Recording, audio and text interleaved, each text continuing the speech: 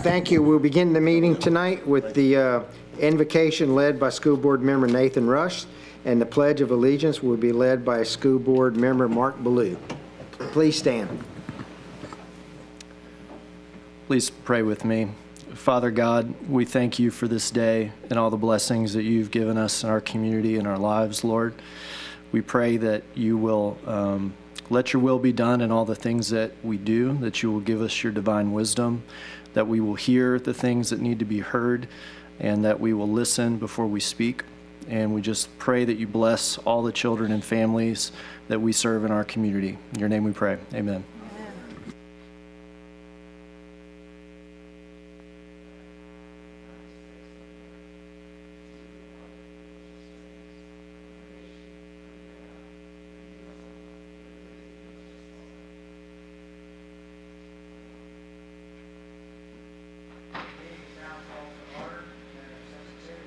Call the roll. District 4, President Stewart. District 7, Vice President Goday. Here. District 1, Mr. Blue. Here. District 2, Mr. Lannis. Present. District 3, Ms. Powell Lewis. District 5, Mr. Lewis. Present. District 6, Mr. Russ. Present. District 8, Ms. Sule. Present. District 9, Mr. Martin. We have a quorum. Thank you, ma'am. Next is item B1 for information only, the Fiscal Transparency Report. Are there any questions from any board members regarding the Fiscal Transparency Report? Seeing none, we'll move on to item C2, School Presentation. Superintendent Cole. Thank you, Vice President Goday, members of the board, those of you who are here and those of you who are watching at home.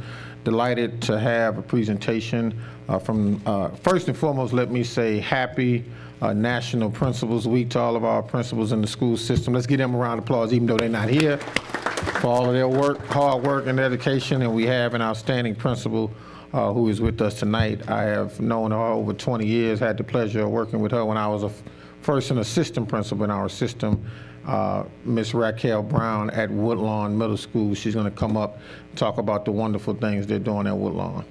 Miss Brown.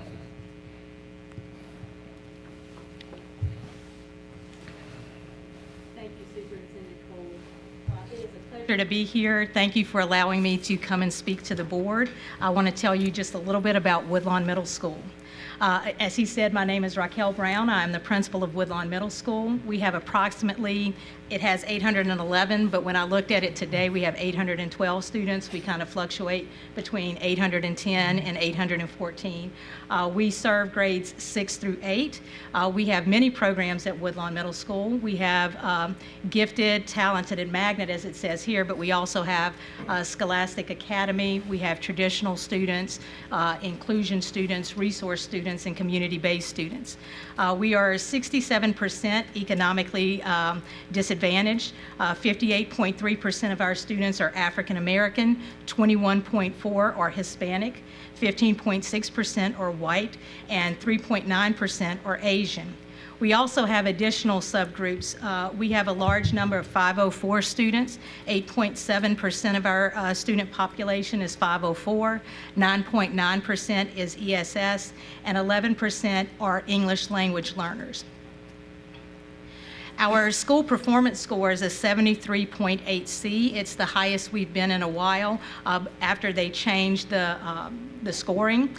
Previously, we had a 90, a 91, and a 90, but once they changed the scoring guidelines, of course, it changed the numbers dramatically. In 2019, we were at a 72.7, and we were really excited because a 75 is a B, and we were certain we were going to get it in 2020, but of course, COVID happened, and that did not happen. And so there was a lot of learning loss, and we had to build again. Between 2023 and 2024, the school has grown 10 points as far as school performance score, which is a significant amount. Our progress index is a 89.7, which we got in 2024. I was, as my colleagues here can tell you, I was a little upset because we were shooting for that A. We were 0.3% away from that A, but we're still working to get that A in progress. You can see that we were a B in progress nearly every year except for 2022. In addition to COVID happening, after COVID happened, there was a great exodus of teachers. There was one year in which we had 10 intensive vacancies that happened the entire year, not just part of the year. It was the entire year. And so it was very difficult with that many vacancies and that much learning loss, but we are back on track. You can see with our DCAI, which is our Dropout Credit Accumulation Index, that's how well students do when they go to high school their freshman year. So in order for us to get 150 points per student, we need them to have 7 or more high school credits. And so our students are doing well once they go to high school. They are getting those credits. We have had an A in DCAI each year.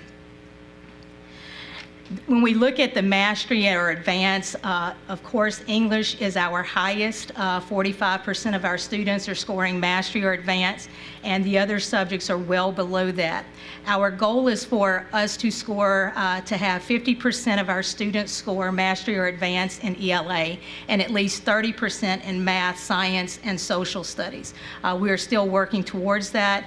You can see that ELA, for the most part, has been growing each year. Math has been growing, but not at the rate that we would like, and science took a bit of a dip. When they changed the social studies test, we took a significant dip in that, and we're still working on that and working with students on how to break down the question, what is the question asking them to do, and things like that, how to read the prompt. We've had numerous awards at Woodlawn Middle School. We were named a Magnet School of Excellence for the second year in a row. We have been a national beta school, and my beta sponsor corrected me. It's not Beta School of Excellence, it's Beta School of Distinction, and we've been that for 5 years, so that was a mistake on my part. Our National Beta State Convention champion in color photography, and that was a 6th grader for us who won that at the National Beta State Convention. Madison Smith, our strings teacher, was named Fine Arts Teacher of the Year. We share her with Westdale Middle School. Our softball team and baseball team won both district and parish championships. The boys soccer team is runner-up. Woodlawn Middle School won first place at the RARC robotic competition at Catholic High, and we've won several awards in robotics quite a few years. This was our first year working with esports, and one of our students, Pierce Ketchum, finished district runner-up at the EBR EL Esports League Smash Tournament. And so we were very excited since that was our first time delving into that. Even with all of these accomplishments, as I sent an email to my teachers this morning, and I was letting them know that I would be presenting this evening, and I want to just tell you a little bit of what I told them. There are many things that teachers do and teach that cannot be quantified. It is difficult to measure resilience, compassion, creativity, inspiration, and motivation. It is also difficult to measure hope, human connection, and sense of purpose. And so we at Woodlawn Middle School, we completely understand that what we do matters. Our motto actually is, excellence is never an accident, and that's taken from a quote by Aristotle. As you can see here, this is part of our Panther Pride. In the top right, I'm very proud of that picture because every single year we celebrate Autism Awareness Month. We are very big to make sure that our students and faculty members celebrate. The top left picture, you can see some of our ambassadors when families come to tour the school. We were also asked to put our picture on the Finance Park van, and we were very happy when they drove the van by so the kids who were in the picture could see themselves on the van. We believe in academic excellence. The students, you see our Student of the Year there. As I said, we've been a National Beta School of Distinction for 5 years, and we also got the Woodlawn Middle School STEM and Academic Magnet Program for 2025. We also got that in 2024, and in 2022, we were a Magnet School of Distinction. Our robotics does an amazing job. Mr. Taylor is our robotics teacher. We have robotics classes as well as a robotics club, and our students get to experience a lot of different things. He actually convinced me to purchase some more expensive robots, and I told him he had to win at competitions if I was going to use that money to purchase some more expensive robots, and he has held true to what he told me. We have a lot of STEM experiences because our magnet is based on STEM, and so students get to do a lot of different things dealing with science, technology, engineering, and mathematics. We also believe very strongly in the arts. Being a former band director, I'm very passionate about the arts.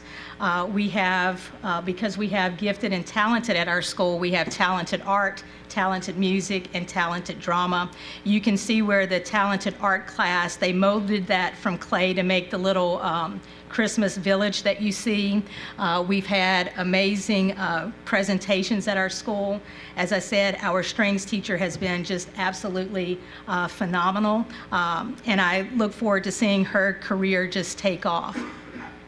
In addition, we believe in educating the whole child, not just academically. So we believe in the arts, we believe in STEM, but also in our sports. And so I'm happy to say that our softball and baseball teams were both district and parish champions, and then our soccer team was runner-up. I believe we won last year. I do want to kind of close out with a few things. When we think of the words to describe our students at Woodlawn Middle School, they're curious, critical thinkers. Many of them are persistent, attentive, diligent, focused, reflective, thorough, and tenacious. And many of those things we can also use to describe our teachers. Our teachers believe in collaboration. They are also dedicated. They work to inspire our young people. They are caring, thoughtful, and knowledgeable. And I would close with the actual quote from Aristotle. Excellence is never an accident. It is always the result of high intention, sincere effort, and intelligent execution. It represents the wise choice of many alternatives. Choice, not chance, determines your destiny. And so as we tell them, they have to choose excellence in everything that they do each and every day. Thank you for your time. Thank you, Ms. Brown. Sincerely appreciate it. Outstanding job. Don't go nowhere. The board members may have some questions. Don't go anywhere. Yes, I'm the only one in the queue, so I'll start off. Thank you very much for all of the hard work and excellence that you're doing. And you and your staff, because I know it goes far beyond you. The question I have for you is, I took in great interest the breadth of student population that you have, where you go all the way from ESS, EL, all the way through the different things ending up in magnet.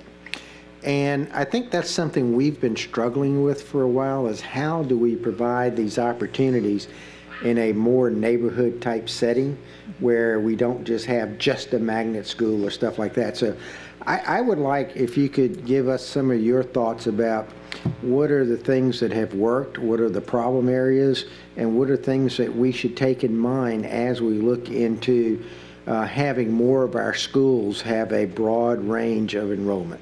Okay. There are several things that are a plus. I believe our diversity is one of our greatest strengths. We have something for everyone basically at Woodlawn Middle School. The only drawback with having a magnet with a gifted is sometimes they compete for the same population. The difference is that in magnet, for them to be able to get in, they must have a basic in ELA and a basic in math, whereas to get into the gifted program, they must have a mastery or advanced in at least 2 areas. So the qualifications are different, but many times our magnet students also have mastery and advanced, and sometimes it's a little bit difficult for the parent to choose which one they want them to go into. Many of our parents that really like the STEM part, they will move their child to the magnet track. But we demand excellence in each one of those. It is great running a school that has so many different things to offer, because it makes it possible that every single person belongs and every single person has a place to be. I do believe that those programs are great even in and of themselves and what they offer, because with gifted you also get talented, and so our students that might not be academically as strong, they might, and though some of our talented students are very strong academically, but they might be a wonderful artist or musician or someone in drama. And so I think that gives everybody on the campus something that they can get involved in, and when they're involved in something, it makes them more likely to stay. Our talented drama teacher, we had a student that was having issues with attendance, and then when the talented drama teacher said, look, I'm gonna try and get you into talented art, and if I can get you in, I just need you to come every day. And that was the hook that got that kid to come. And we had had years, at least 2 years of working with that student and the parent trying to get the attendance to be better. And the one thing that they could kind of hang their hat on was the talented art. And so finding those things that mean something not only to the child, but that means something to the parent. I think that the positives greatly outweigh any of the negatives that could happen. The other thing is finding those teachers that can staff it, because the year that we had all of the vacancies that we had, many of those vacancies were gifted teachers. And so they can't just, it's not as easy for them to, we did have some, you have to be certified to go on an OFAT, which is an out-of-field authority to teach. And so they have to be certified before they can even agree to the OFAT to teach gifted. We don't have as many people coming out with the gifted certification. Many of our teachers are certified teachers who we talk to, and they decide to go on and get that additional certification so that they can teach gifted, but that sometimes kind of stands in the way for gifted teachers. Thank you very much for that comprehensive thing, and I think it's the kinds of things that we will need to take into account, and hopefully we can draw on your experience as we go about doing this, because as we try to move into more of a neighborhood school model, that's the kind of model we're going to need to have to provide those opportunities to all of our students. So I thank you very much. And just as a reminder, we get extra MFP for gifted. Thank you. Next, Board Member Rust. Thank you. Thank you, Ms. Brown, for coming and present to the board and tell them all the great things happening at Woodlawn Middle. Can you share with the board how long you've been the principal there? This is my 9th year as principal. I've been there since the school opened. This is the 19th year of the school. For 7.5 years, I was a teacher. For 2.5 years, the assistant principal, and then since then, I've been the principal. Thank you. Really excited to hear, about the growth that you're seeing in the school. Keep doing what you're doing. I know that you have a great team, and they work very hard. So, real excited to see what's happening at Woodlawn Middle. And can I comment about that? Please. I do have an excellent team. Introduce them. Yes, thank you. Thank you, Mr. Cole. I would like to introduce my school counselor, Ms. Tara Washington. She is phenomenal. She's been state school counselor of the year before. She's also been the district school counselor. Is it 2 times or 3 times? Twice. This is Miss Donna Redmond Jackson. She is my assistant principal. She was also middle school teacher of the year. Ms. Jackson has done amazing things. She served before as our instructional specialist, our ESS lead, and now as assistant principal. One of the great things about my team is they tell me the truth, and they keep me very grounded. And so it's very important to have people around you. I try to surround myself with people who I feel are smarter than myself, because it's a very good challenge. Also, it makes it to where we can have honest dialogue with each other and then come up with some type of solution. Maybe what I think might not always be the best, but I know that together, because we're all working for our students, that we will eventually arrive at what we need. And we're not afraid to try something, and then if it doesn't work out, then we try something different, or we improve. One of our things is that the job of each of us is to improve upon every good idea. And so in thinking in that way, it pushes the school forward. And then I get to see it from a different lens. Seeing it from a school counselor's lens is very different from seeing it from a disciplinarian's lens. And so it gives me a very good, and Ms. Washington is at all of our instructional leadership team meetings, and she gives us a very different perspective of what's going on, and it helps us. Okay, and then I had one more question for you. I'm going to put you on the spot, but while we got Mr. Cole here, if there was one resource or investment that you could have on your wish list at Woodlawn Middle, what would it be that would help you do your job? That one's a little bit tricky because we've used, and I know that programs don't teach students, but programs a lot of times can help us out. We've had some wonderful work with Amira. We've also had some wonderful work when we were doing Achieve 3000, also with Zern that we've been using from the state. We even did pretty well with Dreambox Math. I know not everybody did, but usually when I'm told to implement something, we're going to implement it 100%, and if it doesn't work out, it's not going to be because of the implementation of it. I think it's difficult to answer because if you're looking at safety, it would be easier for us if we had a controlled entrance to the school, which we don't have.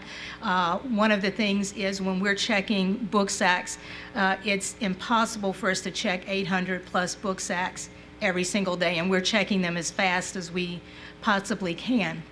We've even tried having them just take out the cell phone and the Chromebook and go through, but the metal detectors that we have still go off. And so you really have to actually search the book sack. So if it's from a safety standpoint, it would be two things. It would either be a controlled entranceway, or it would be a scanner that it wouldn't pick up the Chromebook or the cell phone. And I know those things are expensive. If it were as far as academics, it would be, I would love volunteers to come in and work with our children, maybe retired teachers, on math skills or reading skills.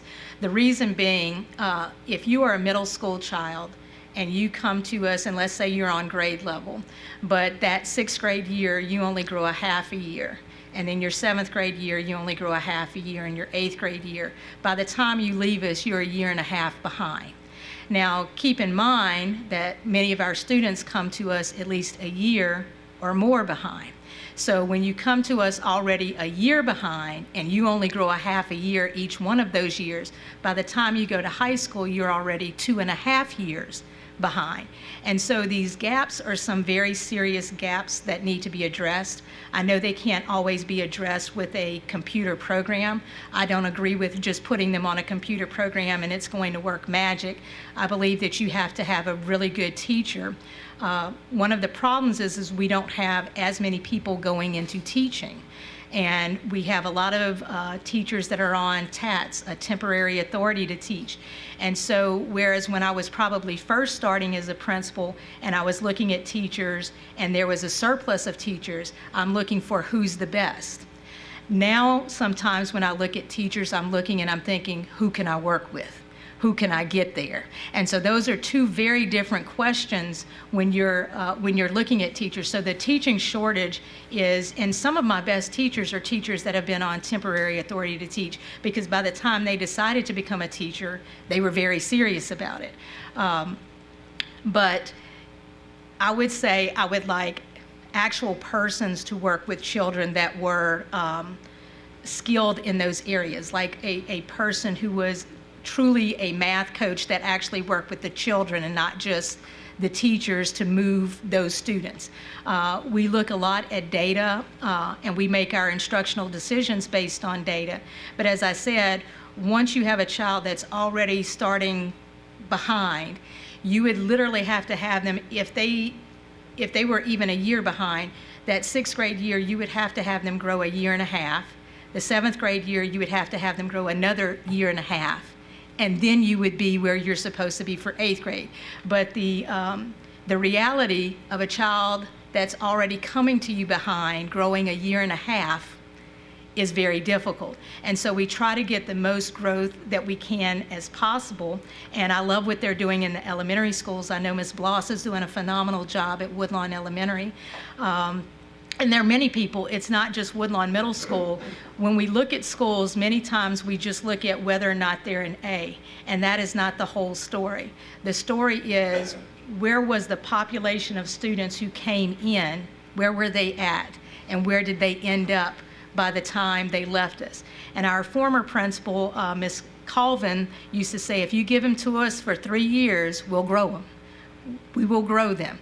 The problem is we can't always grow them to the standard that the state requires, though that is what we try to do.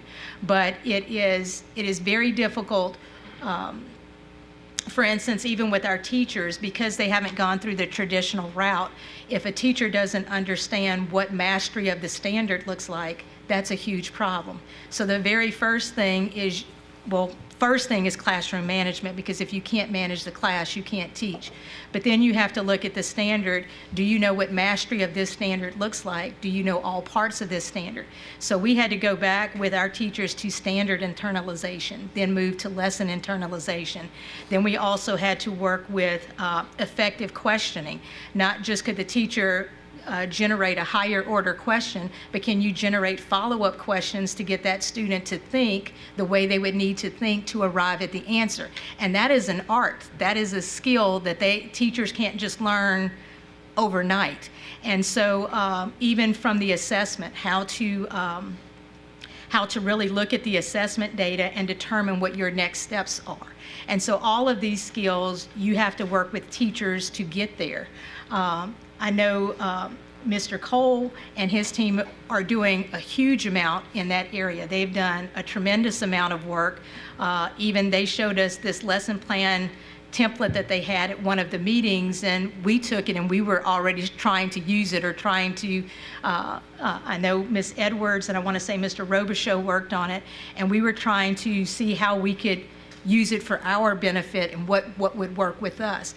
But it's also the administrators knowing where the teachers are, how we need to help them, how can we support them, and how can we get them to where we need them to be so that they can move the children. Thank you very much. Board Member Lewis.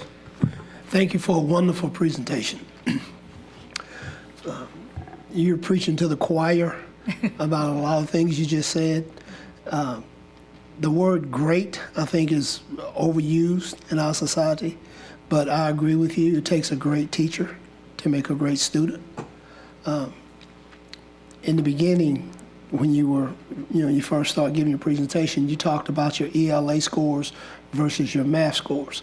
Your ELA almost doubles your math. What do you contribute to that? I contribute several things. In ELA, there's a certain number of skills that you have to have, whereas in math, the number of skills you have to have, it's much larger. Also in math, it builds on itself, whereas in ELA, you're cycling through those same skills just at a deeper level. So you have to cite textual evidence, but it's going to be at a deeper level as you go. Whereas in math, I could be learning about integers, and then the next time I'm having to do functions, or I'm having to do this. And so the number of skills that they have to do in math is much larger than the number of skills they have to do in ELA. And I'm not knocking ELA, because ELA is very difficult, especially when children have reading difficulties and things like that. One of the things that has helped us, to be quite honest with you, is my assistant principal, Ms. Donna Redmond Jackson, is an ELA teacher, and we had a phenomenal literacy coach, Ms. Looney. That is the reason that they're at a 45% mastery and above, because of the work that they've been doing. Ms. Redmond Jackson meets with our literacy coach and our instructional specialist every week, and she works on honing their skills to help hone the teacher skills. And she sits in those PLCs with those leaders to help them. In math, I'm hoping we'll see a larger jump. I'm hoping that we'll get to the 30% this year. But the thing is, as I said, they have more skills, and then it depends on where your vacancies are. In ELA, until this year, we didn't have a lot of vacancies in ELA. And so the stability of that also contributed to it, and we had more vacancies in math. And then it also, you have to look at how many certified teachers were in ELA and how many teachers were just coming into it. Though one of our phenomenal math teachers is a teacher who's on a TAT. He gets unbelievable results with the students. But it's trying to get those teachers. Also, I think it's how reflective the teacher is. The more reflective they are, the more they're going to grow. I always tell my teachers, it's hard to fill a cup that's already full. So if you already think you know it, or you already think you have the answer, it's very difficult. But the more open you are to things, the better you're going to become, just because you're open to that and you're willing to try it. And one thing you mentioned about the young person who was having attendance problems, I think we, modern day education, 21st century education, whatever you want to call it, we've kind of forgotten about that. It takes, something has to make that kid want to come to school. For me, it was athletics. But if we don't holistically address the child, then we're going to continue to lose them. I think drama is fantastic for kids who are kinesthetic learners. If they can touch it, feel it, experience it, they're going to come, because that's just a part of who they are. But great presentation. And maybe next year I can come out and spend some time with you guys and just watch you work. But thank you again, and thank you for everything that you're doing. And if I could comment on that one. One of the things the district also does, it's SEL, social emotional learning, and that's a big part of the work that needs to be done in schools as well. Our students, a lot of times, especially depending on the age they were when we hit the COVID years, they don't have those social skills. Emotionally, you might have a child that's this age, but emotionally they're this age, and so Some adults are that way too. and trying to meet the child. The thing is, there are way more needs than there were in the past, or those needs are very much present, and so trying to address the entire child is something that we're working on. I know that there are many. Woodlawn is not unique. There are many schools in this district that are phenomenal. There are many schools that are doing just incredible work. They have incredible teachers. They don't always get their praises sung, but they do phenomenal work. I know principals that are just working all the time to make their schools the best that they can possibly be. And we kind of have an advantage because even though a very small portion of our population is gifted and a small portion is magnet, when you're looking at just a school that has just traditional, it's very difficult to compare that school to another school that has other things. And so I think when we're comparing things, we need to compare apples to apples and oranges to oranges, because depending on the programming that you have, that's going to be part of it. Also, it's going to be the strength of your teachers, the strength of the leadership. But I do know the district has been coming out with just amazing things to help us and to ground us in the work that we're doing. Mr. Cole has a ton of energy. You do, Mr. Cole. And he gets us to believe. He truly gets us to believe that the work can be done and that we can do the work. And so it's kind of just getting in there and trying to do it. Like I said, when we got our progress points, I think my executive director kind of laughed at me because I was about to pull my hair out because we hadn't got it to the A, because I really thought this year is going to be our year, guys. We're going to get this to the A, and we missed it. And so it's just getting there time and time again and looking at not just throwing out what you're doing, but what are we doing that's working, how can we improve it, and what's not working. And the other thing, as far as Mr. Cole keeps us very focused on what truly matters and what's important, and to put the distractions out. One of the things that I've liked is that visiting the school. He's been to my school more than once this year. And so it's nice to have somebody come in, speak to the teachers, talk to them. That's just always positive for the teachers to see, to say, he's even coming here to see us or to talk to us. Again, thank you very much. I'm gonna send you a check immediately when we leave. Thank you so much. No, but thank you, Ms. Brown, for your hard work, your dedication. Sincerely appreciate you setting a standard of excellence in everything that you do, and want to thank your team for coming out today. So congratulations on everything. Keep up the excellent work. Thank you. Yeah. The rest of my team is at the PE thing because Coach Bowman is a finalist for Middle School Male Coach of the Year. Absolutely, absolutely. All right, Yes. congratulations. Thank you very much. And one thing through my long career, one aspect that I've learned to really appreciate, if you want to see a strong, innovative leader, look at their staff, because their staff is undoubtedly is going to be strong and innovative also. And you express that, and your staff shows that. So congratulations, and keep up the good work. Thank you. Thank you so much. We'll now move on to item C2, Transportation Report.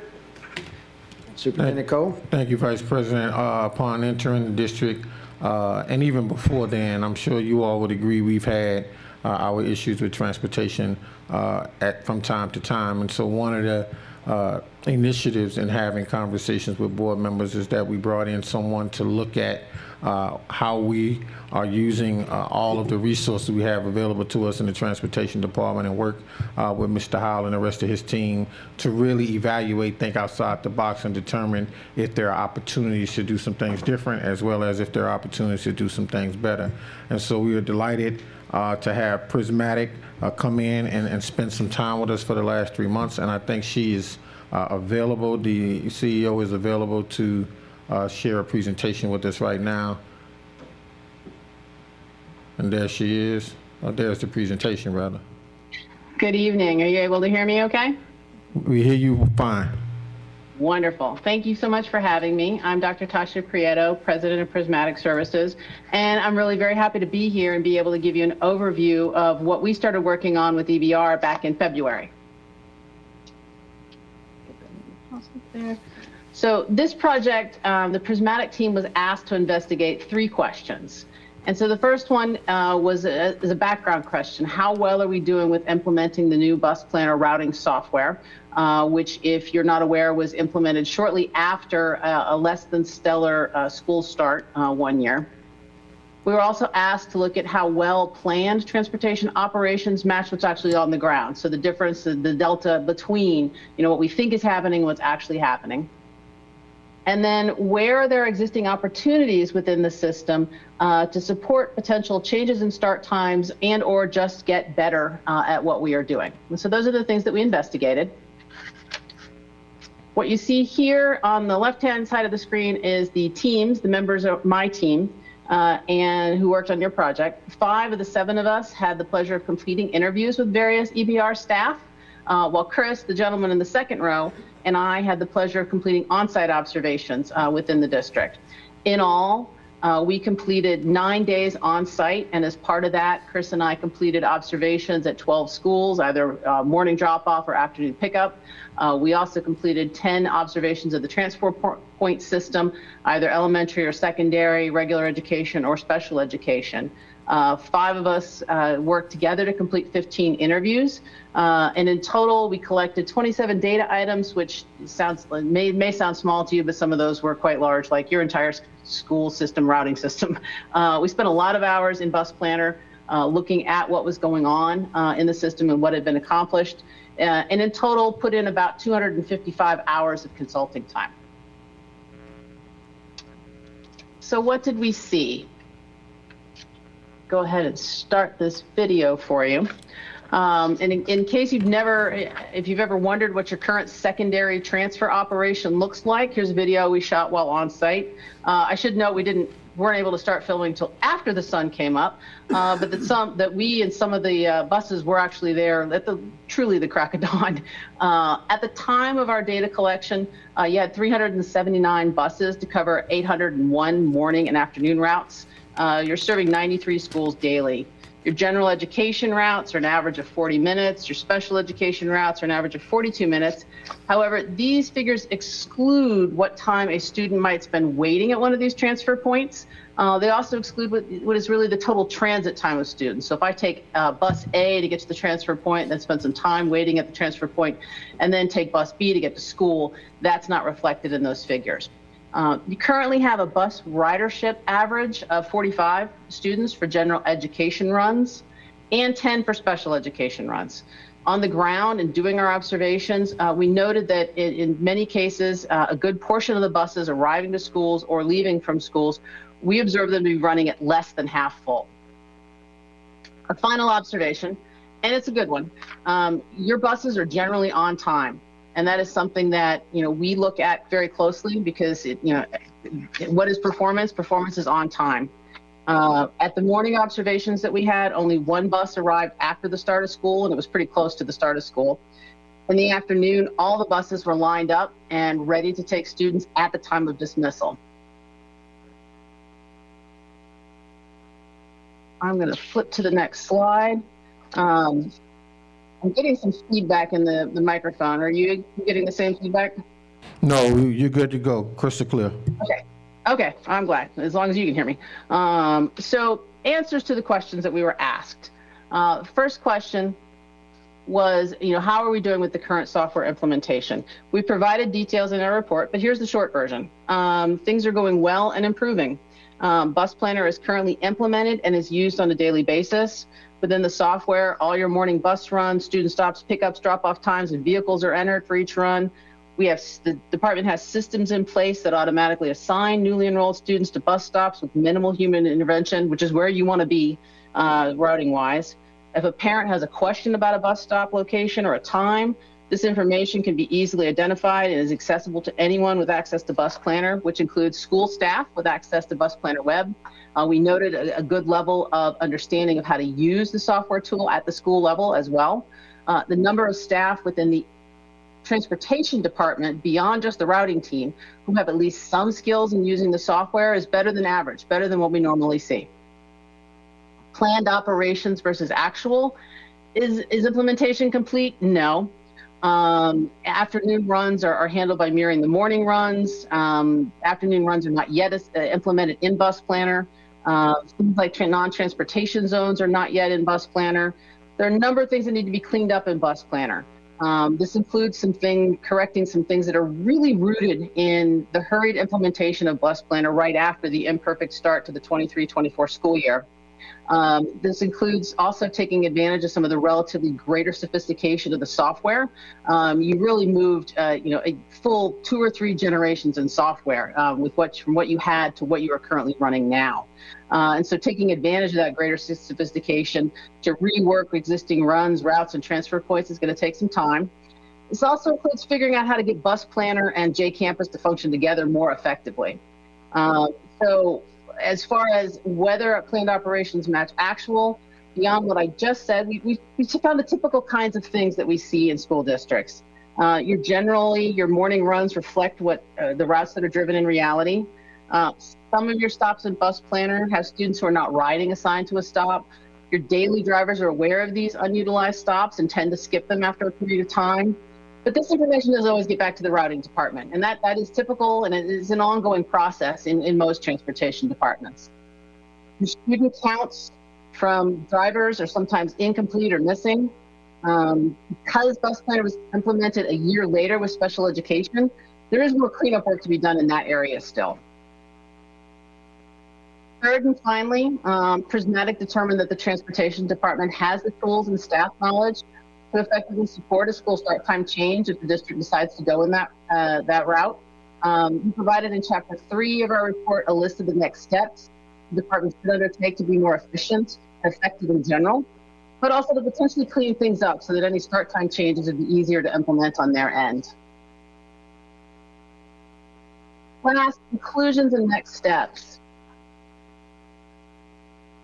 In conclusion, one of the reasons we were asked to undertake this project is to see what might be possible in EBR. And we just wanted to point out that the research on later school start times for secondary students is clear. We provided some references in Chapter 4 of our report, but the bottom line is that school start times, appropriate school start times aligned to adolescent development, help improve almost everything you'd want to improve.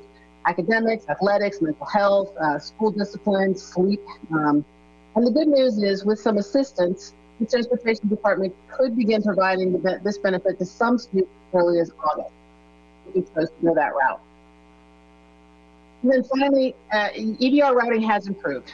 Prismatic was able to provide some assistance to help the Transportation Department continue on its path of improvement. This will show benefits in the next few years. To continue to improve, the department will need some support in the form of improved policies and procedures that we will all commit to living by. The department will also need some supports in terms of making some other changes that will benefit operations and by extension students. And Prismatic recommends that these supports be provided whether or not the district chooses to pursue a school start time change. This will just make the department more efficient and effective overall. And then you can potentially have some efficiencies to be able to spend money elsewhere. And so at this point, I'm going to stop sharing. Be happy to take any questions anyone has.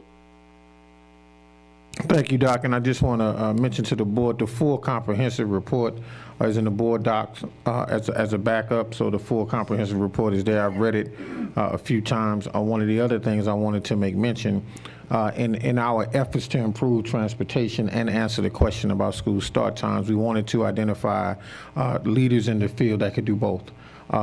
Quite frankly, there aren't many people in the country who do both.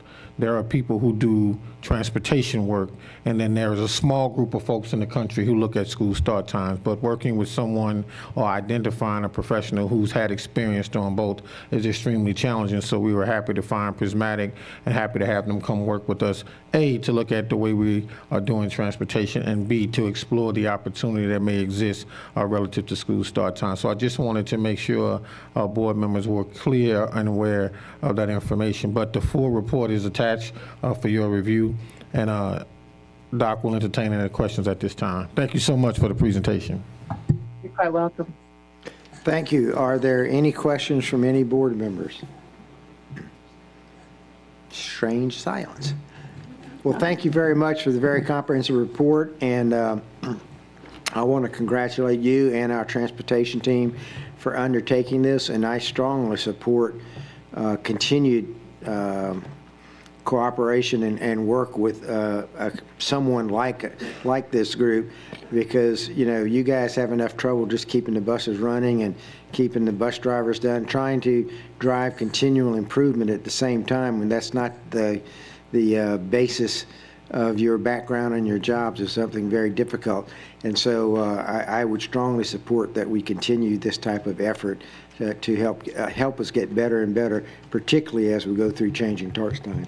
Vice President, I do want to say thank you to Mr. McCann and Mr. Howell for being boots on the ground every day, working to get better, working to improve, in addition for being open to having a consultant come in and explore every aspect of what we do in terms of transportation. And Mr. Howell, you have kept an open mind and have been aggressive and willing and progressive and willing to make the type of changes we need to make in order to provide the service to our families that we want to provide. And so, two things I want to make mention to the board. Wanted to have the report this evening, and then we'll be back next month seeking to continue to work, as you just said, Vice President Gaudet. Thank you very much. And thank you for the presentation. We now move on to item D1, professional service contracts, exceptional student services. Consideration request for the approval of professional services contracts between the East Baton Rouge Parish School Board and the following. A, Deaf Resource Center of Greater Baton Rouge, LLC, in the amount of $80,000 to provide qualified sign language interpreter services to students. Funding source, IDEA Part B. B, Dr. Kashunda Williams, LP, BCBA-D, NCSP, Sundry Behavioral Services in the amount of $60,000 to provide applied behavioral analysis services. Funding source, IDEA Part B. Egan Healthcare Corporation, doing business as Egan-Oshner HCBS River Parishes, in the amount of $298,350 to provide nursing services to students with disabilities.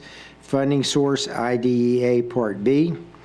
D, Turner LLC, in the amount of $1,211,600 to provide nursing services to students with disabilities. Funding source, IDEA Part B.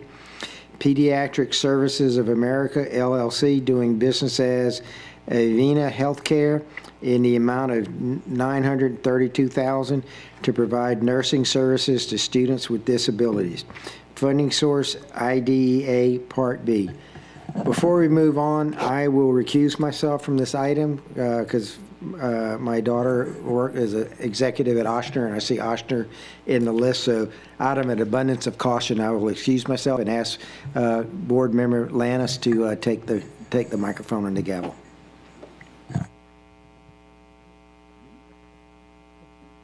Me? Well, good evening, folks. No, seriously, thank you, Vice President Gode. Come to the board. Oh, I'm sorry, public, I'm going. 1 second. Any public comment cards? Got a little rust on me, Mr. Russ. Going once? Going twice? Okay, I'll come to the board. Right now, the queue looks, oh, well, check that out. Yeah, almost. All right, we have School Board Member Cliff Lewis in the queue. Item B for Dr. Krishanda Williams. I'm in full support of it, but I just got a few questions. Hey, Ms. Harris, Good evening, everyone. how are you? My computer keeps going away. In the Q&A for this, it talks about, I guess, how will the students be identified for these services?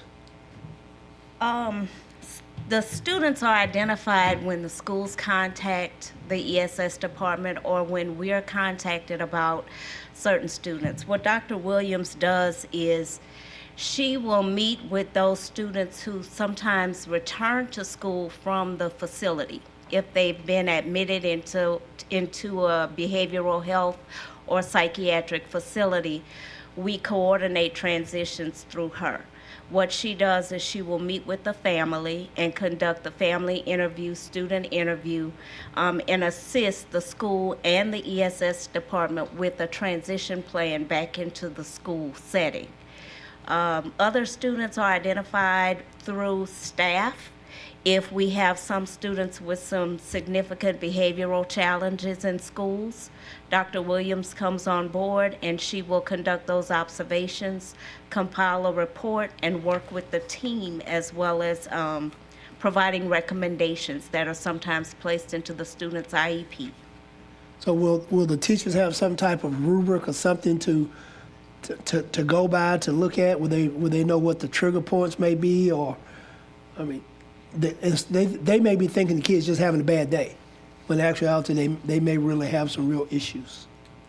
Actually, the teachers don't have a rubric, but what we're doing right now with Dr. Williams is principals will definitely let us know through our compliance facilitators, our instructional team, and most importantly, our behavior strategist team, which students they're having issues with. All of these people are farmed out into the schools. We have them in the schools, and when they are notified of a child with significant challenges, it goes up the chain to the supervisor, and we get Dr. Williams on board. So, And- I'm sorry, go ahead. She's contracted because we have students with really significant behavioral challenges. If there are students in the schools who are having behavior difficulties, we have behavior strategists that are assigned to the district schools. They're on hand, they're the first line of defense. So her work will be done in conjunction with our own pupil appraisal people?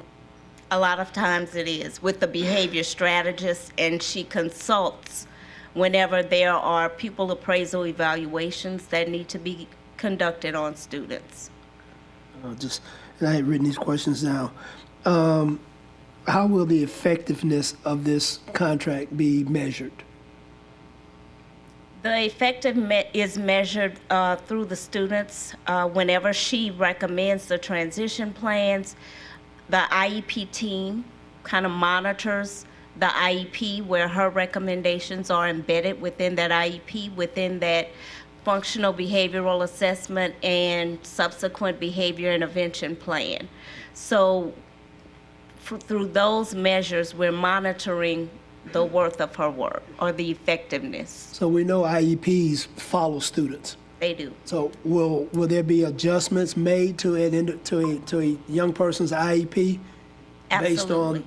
on these achievements or these measurements? Absolutely. And last question I had, who's going to maintain? I mean, who's going to keep it after this contract goes away? Ms. Williams goes away. Who's going to maintain this? Because I mean, she's got us for 1 year. What's going to say if the kid's a ninth grader? We've got 3 more years of high school. Who's going to maintain this? Well, we hope Dr. Williams stays on board and you all will continue to approve her contract. But however, she works with our team, training behavior strategists as well as that autism team that we have for the district. One of her qualifications is that of a board-certified behavior analyst, and she specializes in working with students with autism with significant behavior challenges. So teams are working with her. Our autism program facilitator works with her so that her work is then replicated in the schools. She's not just working with these students, but she's also working with staff as well. What school? Is South Downs the only school that we have that deals with kids with, really severe autism? Oh, no, sir. I mean, South Downs is the only one that comes to mind. How many schools do we actually have who has a autism population that's, greater than, I don't know what the size of an autism class would be, but Typically, your autism class will have about 6, possibly 7 students with 1 teacher and 2 paraprofessionals. We have autism classes throughout the district. So there isn't one school that specializes in autism. We have those classes throughout the district so that parents would have classes in each region within the district. okay, so do we have any autism situations where the district just says, hey, we can't handle that, they need to go someplace else? No, sir, absolutely not. What's the name of the autism school that, Mr. Gode, that Emerge? Emerge. So, okay, so do we get any kids, do kids go from Emerge to EBR? They certainly do. We have students that come into the district from Emerge. Okay, I mean, I just had questions because I've worked in schools where kids had problems and they've had to go to psychiatric centers, but I never really saw any real follow-up. And I'm just wondering, how are we going to manage that in a district this size? Because I was just in one school. How are we going to manage these kind of issues in a district this size, with the number of issues we have? We have those issues and those concerns now. As I stated, we do have students who come from, they've been in psychiatric facilities and they return to the school setting. So through those IEP teams, the IEP team meets when the child returns to determine the most appropriate placement and supports for that student. And we are working with those students through staff, through our behavior strategist team. As I said, behavior strategists are deployed throughout the district. So they are very instrumental in that implementation. Thank you. And my question is that, you know, these are some of the most vulnerable kids we have in our schools. And a lot of times they're very misunderstood. And sometimes they've been misdiagnosed. And we really need to take care of them and make sure that they're getting the best care that we can provide. In this case, the best care money can buy, because we're paying for it. And I just want to make sure we get what we're paying for. Yes, sir. Thank you. Thank you. Thank you, Coach. You went 3 minutes over, but that was a good topic. And by the way, last month was National Autism Month, so anyone who has a family member that has autism, our hearts are with you, and we love you. Okay, seeing other names in the queue at this time, do we have a motion? Moved by School Board Member Nathan Russ, seconded by School Board Member Cliff Lewis. Before I call for the vote, I just want to do a 1-second filibuster for you, Mr. Godet. I enjoyed this moment. Thank you. All right. Madam Secretary, please call for the vote. Please vote.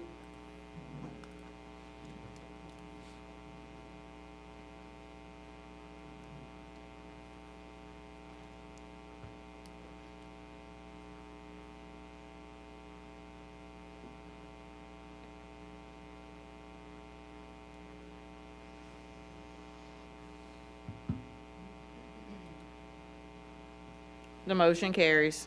Okay, Vice President Godet, the gavel returns. Thank you. Some people are power hungry, other people are just hungry. Demolition of Eden Park, item D2. Consideration of request for the authorization for staff to advertise, accept the low bid meeting specifications, and make the award of a contract for the demolition of Eden Park as specified in a plan to improve facilities, technology, discipline, and compensation in the East Baton Rouge Parish School System, as revised through February 22nd, 2018, or reject any and all bids for just cause in accordance with the Louisiana Public Bid Law. I have no comments in the queue and no comments on the electronic board. So, board members, any comments from the board? I shouldn't be in there. No, that's for the last one. I'm in the queue. Okay, board member Lannis? Is Miss Anderson in the room? No. Okay.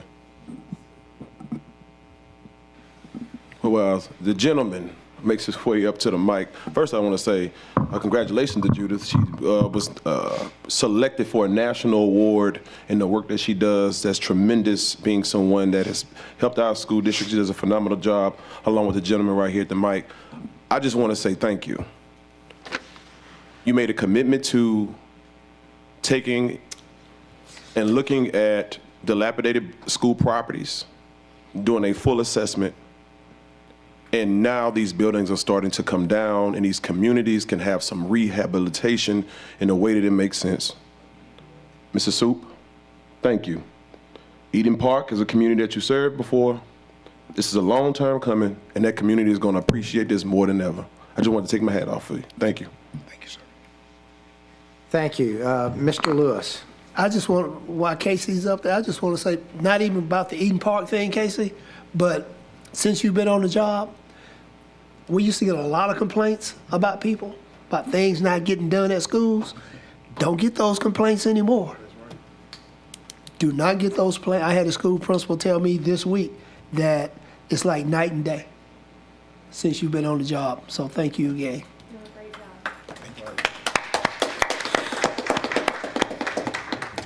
Thank you. Seeing no other comments on board, do I have a motion? Move. Moved by Mr. Lannis. Do I have a second by Mr. Lewis?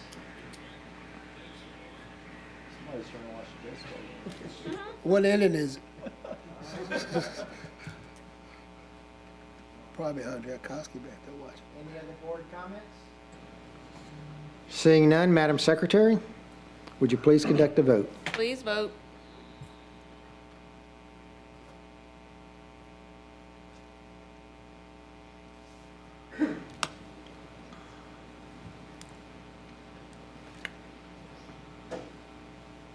Motion carries. Thank you. We move on to item D3, General Fund Revised Budget. Consideration of a request for the approval of the revised 2024-2025 General Fund Budget for the East Baton Rouge Parish School System. Ms. Lopez. Good evening, school board members and Superintendent Cole. Tonight I'll be presenting the 24-25 revised general fund budget. As you know, the general fund must be revised each year. The purpose is to update and review the revenue and expenditure projections originally made in June of the previous year in the proposed budget. It also allows us to update the fund balance since the previous fiscal year has now been closed and audited. This slide shows the relationship of student enrollment to staffing. Prior to 21-22, staffing for the general fund was tracked, but it was never tracked along with grant funds. Through our students' first realignment plan, staffing will be reviewed as an alignment with our students' needs. Overall revenues increased for the district. Property taxes increased by approximately $1 million, while our sales tax revenues came in a little under $300,000 from proposed. State funding increased by $11.7 million, the largest part of this being the stipends provided by the state for our certified and non-certified staff members. However, our MFP did drop by approximately $600,000 due to a decrease in enrollment. With the final closeout of ESSER dollars in September of 2024, we had a reduction in our federal indirect costs by we only received approximately $1.7 million additional in our indirect costs, but it will continue to go down as our ESSER funds are over. Total revenues were anticipated to increase by $16.5 million over proposed. Again, the vast majority of this is the stipend provided by LDOE for our staff members. Expenditures increased overall for the district from the original proposed budget. With the additional stipends provided to staff, salaries and benefits increased over projections. Professional services and property services increased with the additional funds provided for our facilities and securities throughout the district. Purchase service increased with the growth in dual enrollment for our students. Property includes the additional special education buses that was purchased by our transportation department. And both Type 2 and Type 5 charters both increased significantly this year.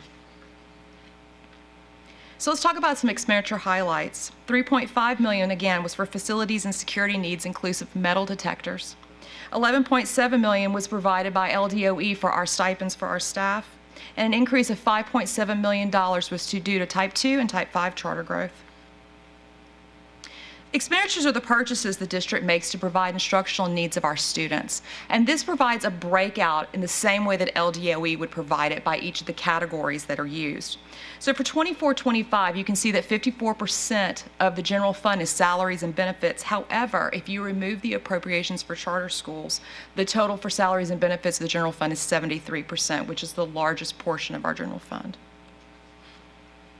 This chart provides an overview of the revenues expenditures over 3 important points of the budget. So you have your actual for 23-24, our proposed 24-25, and our revised 24-25. The actual numbers are those that are complete and have been audited. Proposed numbers were those that you approved in June. And those projections, what would happen during this current year, and obviously revised is what has actually occurred and what we see until the end of this year.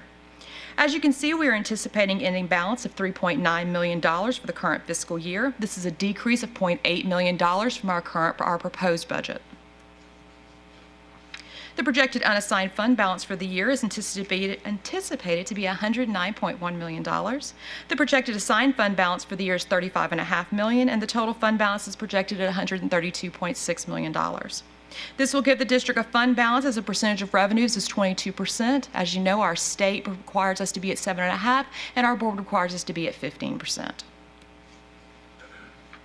Let's talk about what your expenditures by the initiatives say.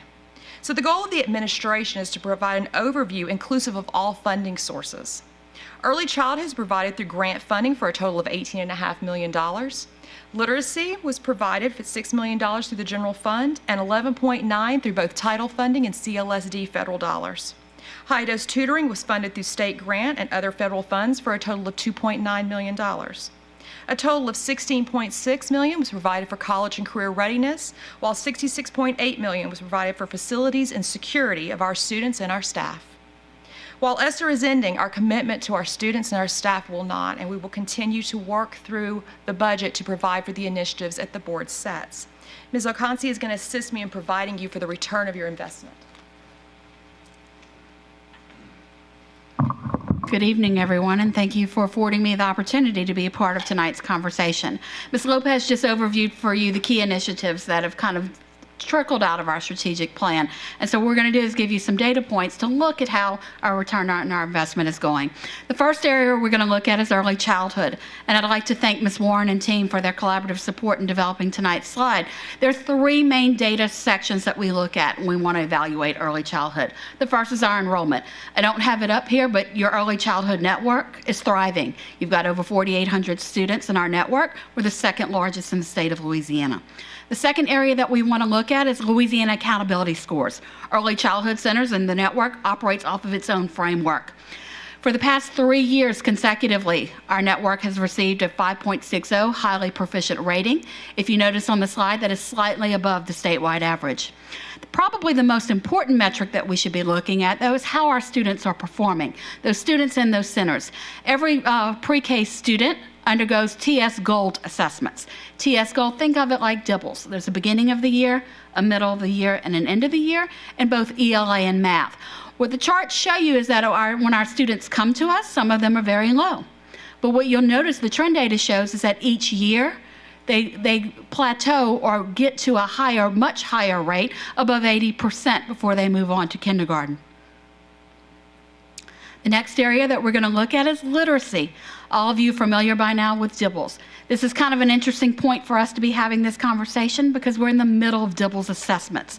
So after a little laboring and thought process here, what we pulled for you was middle of the year to middle of the year.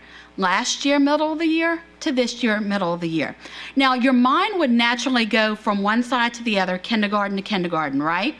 But what I'm going to urge you to do is go kindergarten to first grade to second grade to third grade, because those are your cohorts of students. The red bars represent the percentage of well below, those students who have not met the grade level standards. But your green is showing those students who are at or above level. And so what you notice is the red is shrinking, the green is going up. We have incremental growth in each of these cohorts, which is what we want to see. And we're eagerly awaiting our results for DIBELS this spring, and we look forward to bringing you an end of the year to an end of the year and a beginning of the year to an end of the year comparison this summer. So we just looked at ELA, and we know the state has a big initiative on high-dose tutoring. And we know from a conversation with Ms. Brown earlier that our math scores are lagging behind our ELA scores. So for high-dose tutoring, we wanted to zoom in on math. And so your dark blue represents those students who are above level. The light blue represents those students who are still not proficient. They're lagging behind. And so what we pulled was third grade, fourth grade, and fifth grade LEAP 360. You may recall LEAP 360, I like to call the cousin of the LEAP test. It's the same vendor, same platform. You see before you the diagnostic data, interim 1, which is in the fall, and interim 2, which is in early spring. Now, one point here to note, the diagnostic data tends to be high because it's based on the previous year's standards. So that third grade diagnostic score is based on second grade standards. So it's natural on interim 1 to see a little dip. And then what you want to see is interim 2, it come back up. And our ultimate judge on their effectiveness of this will be our LEAP data that comes in. Our students, as we know, are taking LEAP right now. We should have those scores in July. College and career readiness, I heard Ms. Lopez say it repeatedly. It is a huge investment of this board. And so we're going to look at 2 data points, and truthfully, we could have looked at several. But when we looked at the budget and we looked at the contracts, we selected these 2 to start the conversation with. The first is advanced placement. The first column shows over time the number of students participating in the courses. Now, some of you are going to immediately say, whoa, Andrea, that's dropping. The next slide will explain that for you and give a causal factor. The middle section shows the number of students learning at least one college-ready score. Notice that even though our student participation has gone down, that number is going up, as well as the percentage of students who are being successful. That is going up as well. So why is participation going down? At the same time that that is going down, we've seen our dual enrollment numbers go up. And so here you have student participation by school year for the fall semester and the spring semester for dual enrollment. Again, the timing of this presentation is another challenge, because what we'd like to do is be able to come back in the next 30 days or the next time there's a budget conversation and provide some grades for you. But right now, as we all know, it's the last 30 days of the school year and grades are not in to be able to complete those tables. The last area of key initiatives is safety and facilities. You guys have made some huge investments, many of them recent. And because they were recent, it kind of posed a challenge to track. So as a team, we went back as a data team to say, okay, what do we have over time that shows some investment and some progress, or it really just tells the story in this area. And so we're actually in the middle of the KPI request from the Council of Great City Schools, where they send their member districts questionnaires and spreadsheets where we upload data to them on an annual basis. As some of you are familiar with, they put out annual reports. And so this question came up in the middle of that work. And so what I have before you tonight is the link to that report. If you've never seen the annual report, that's the most recent one. And in the most recent one, I want to commend you all and commend our district as a whole, because EBR received shout outs for being a district in the best quartile, or an area of distinction, in several areas of this report. Some of them dealing with facilities, some of them dealing with safety and security, and other areas. Namely, assault and battery. We were listed as a district in the best quartile for the let me clarify there, for low incidences as compared to our national peers. Crisis response teams, they ask questionnaires, we provide the information of how many students on each site and how many folks we have responding. They have a formula that's explained in their report. We received a district in the best quartile for that. Intrusion incidents, again, an area where we were low as compared to our national peers. We received a distinction for that. And utility costs is the last. Yes, we have to bug Ms. Lopez on an annual basis for utility bills and that data to submit to the council, and in all of their determination, and again, their formulas in the book, they've determined us to be a district in the best quartile. So tonight, we hope we've provided you with a small glimpse and a snapshot into how our initiatives are going and some early success that we've had in these areas, and we look forward to continuing to track them for you. Thank you very much, Ms. Lopez. And are you not done? Of course not. So looking ahead, let's look forward to next year, and let's just talk about some assumptions that are being made by the Finance Department. So our revenue assumptions, enrollment continues to decline throughout the state and our local area. Property taxes are projected to increase by 4.5%, or $241 million in total collections. Sales taxes are projected to increase by 1%, or a total of $128 million. ESSER has ended in September of 2024, and again, as stated before, that is going to decrease our indirect cost. MFP is still unknown at this time. However, a decrease is expected due to enrollment declines. And while we are projecting out our federal dollars, as you know, with the U.S. Department of Education, anything is up in the air. So let's talk about enrollment, because we keep talking about declines. Let's talk about enrollment.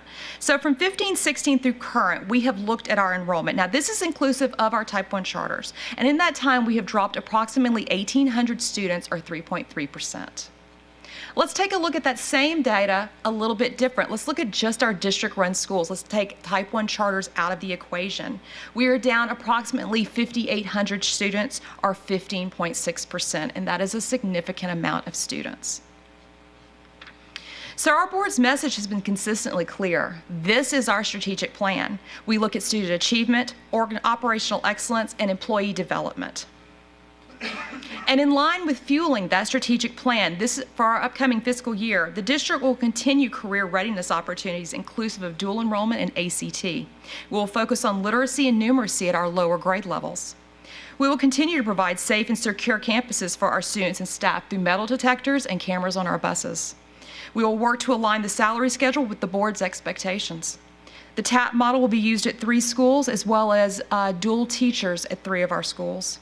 The district will invest in both mentor and instructional specialists, some of our most vulnerable schools, and we will continue to provide data on the ROI of these initiatives to the board like we have tonight.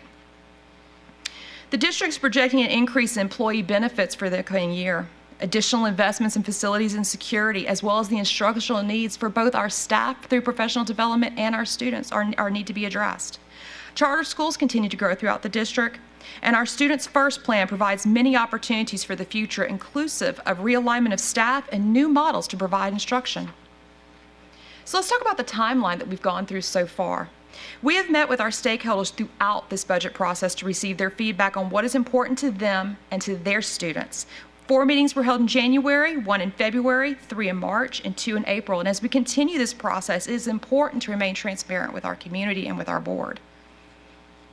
So what are our next steps? We're going to provide the budget to our superintendent and board leadership. To adopt the budget, the district must publish a summary budget, host a public meeting, which is planned for June 5th right now. We have to advertise our public hearing in the official journal, The Advocate, at least 10 days prior to the public hearing. And the board is projected to vote on the budget on June 12th. We must then, of course, submit our budget to the LDOE. Any questions? Thank you, Kelly. Good job. Yes. Board Member Lewis. That's from the last one. Board Member Lannis. Yes, first off, great job, Thank you. always. But you laid out everything precisely, and you broke it down in a keen sense so the community can see it from in a real understanding, right? Ms. Okowski, I wanted to ask you, I loved the way you broke down elementary, dual enrollment, high school projections. Is it possible that we get the same thing, the regular board meeting, is it possible that we can get a breakdown of middle school data? Sure. Thank you. You would like the same that we just showed for 3, 4, and 5? Yes, ma'am. And that's the only thing I had a request for. We can get that. I was just curious because Superintendent that's the quickly to only get it to you. thing we didn't see was the middle school, Sure. so I just wanted to see how it compared. Thank you. Thank you. Board Member Sule. Thanks. Miss Lopez, how'd you know? She started to stand up already. She's like, I know. She's asking me. Okay, I had a few questions. One was, you mentioned a few times in there about charter growth, and I saw the numbers when looking at it. Sure. What does that mean? Like, does that mean giving them more money? Does that mean they're getting more students? What does that mean? Okay, so in the budget, I like to give the opportunity, and I know I will have to credit Mr. Gode. This was his idea that we show both sides, and I think it's actually very telling. So in the budget, when you talk about Type 1 charters receive a portion of our MFP and a portion of local taxation. The entire amount comes through the MFP and through our local taxes, and they receive a check from us each month based upon population.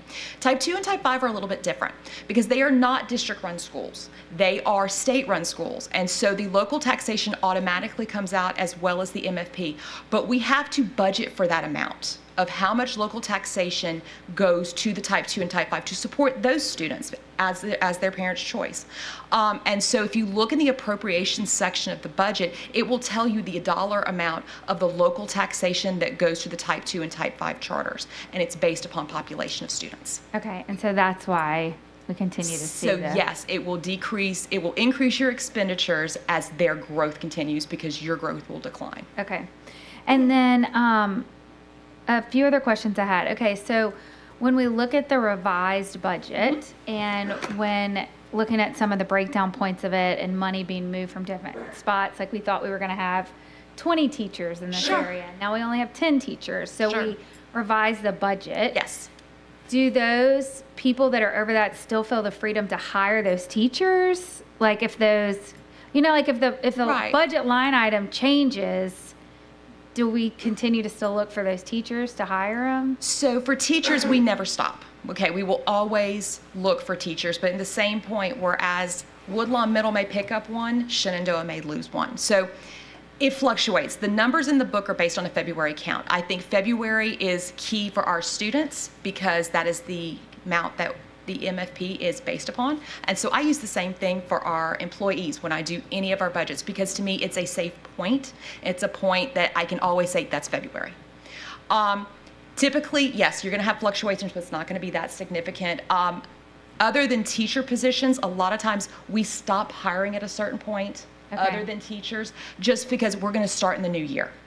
So a lot of times they'll just wait for a month if we're missing a clerical at central office, or we're, something like that, then we'll wait until the next fiscal year. We hire interimly only. But for teachers, obviously, you need a math teacher. Yeah, right. Okay, and my other question was, and I feel like you were kind of going with this with the February thing, but why are we looking at this, like revising the budget now and not doing it in December or January, like at the midpoint of the school year? Sure. Why are we looking at it?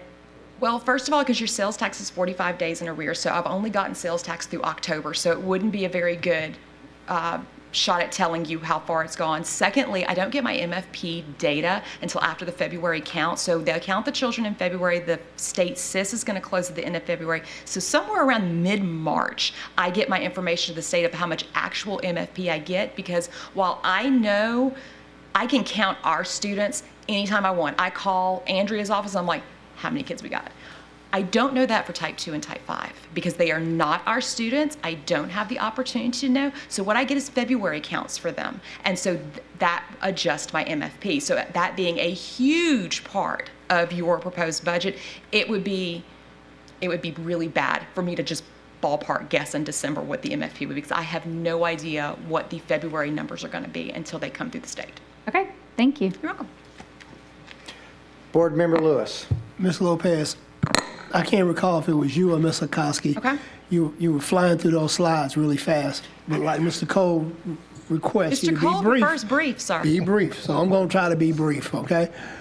So one of you guys talked about high-dose tutoring. Mm-hmm. Is that a one-year deal with The the money state from the funding state? so far has been one time. I do not know if they're going to do it again next year. They absolutely may. I hope they do. I think it's been great. They probably will, but I'm not 100%. Have we expended all the high-dose tutoring funds that we had? Yes, sir. 1.7 million? Yes, sir. Okay. I'll be curious, Ms. Okoski, to see the results of that. Because, that was one of my favorite programs this year, high-dose tutoring. Loved it. Who got the gavel? Go they left. I apologize. Vice President Gode has stepped out again, and now I have the mic. At this time, I'm sorry. I don't think we have any public comment. We have no public comment cards, so I don't.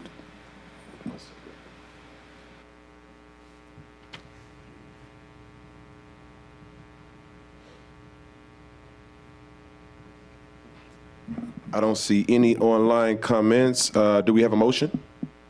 Moved by School Board Member Cliff Lewis, seconded by School Board Member Emily Solu.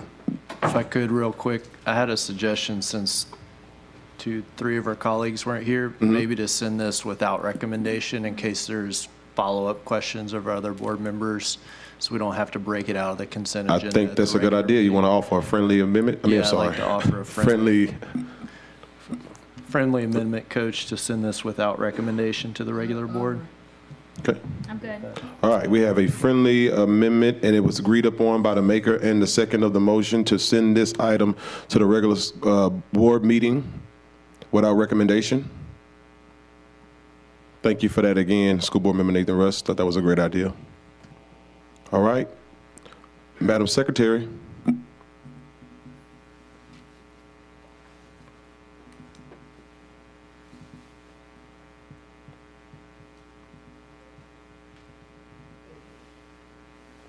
Roll call, please, because I shut my computer down. We have a roll call vote. District 1, Mr. Blue? Yes. District 2, Mr. Lannis? Yay. District 5, Mr. Lewis? Yay. District 6, Mr. Russ? Yay. District 7, Vice President Gode? Yes. District 8, Ms. Uley? Yay. Motion carries. Thank you. Now we move on to item D4. Consideration request for the approval of the FCC Cybersecurity Program Grant Agreement Award, including release of a request for proposals, selection of a proposal, and authorization of the superintendent and staff to execute a contract to provide equipment and services to enhance network and data security and related matters. There are no public comments on record. Are there any comments from the board?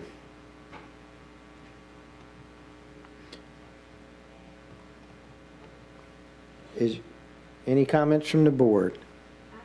You have one? I thought it was Ms. Sule. Yes. Hi. I was reading through the contract, and one of the things that I've been hearing from a few parents is the concern about students being able to, I don't know what the right term is, but to get past the security by like putting in a separate login when they get onto the internet to play games or whatever. Is this going to help with that as well? Like, I saw it's to protect us, but is it going to protect kids from getting onto other websites that are not allowed? Like going through those, whatever that term is. Amy and I've talked about it. I'm sorry she's not here. So good evening, everyone. Vice President Gode, members of the board, Superintendent Cole. So this program is to leverage cybersecurity. And so what you're speaking of is our, we have a Go Guardian. That's a software Yes. where we had that already aligned to help with that. But this isn't going to do more than Go Guardian's doing? So it will leverage the program with cybersecurity, but that's a separate software. Okay, so it's not in any way. No, it's a separate software. Okay, thanks. Board members, does everyone know who this young lady is? No.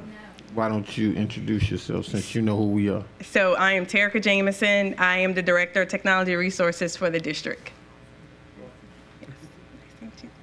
Thank you very much. Pleasure to meet your acquaintance. Thank you. Any other comments from any board members? Do we have a motion? Move. Mr. Lannis? Who? Mr. Rust. Thank you. Any other board comments? Going once, twice? Madam Secretary, would you please conduct a vote? Please vote.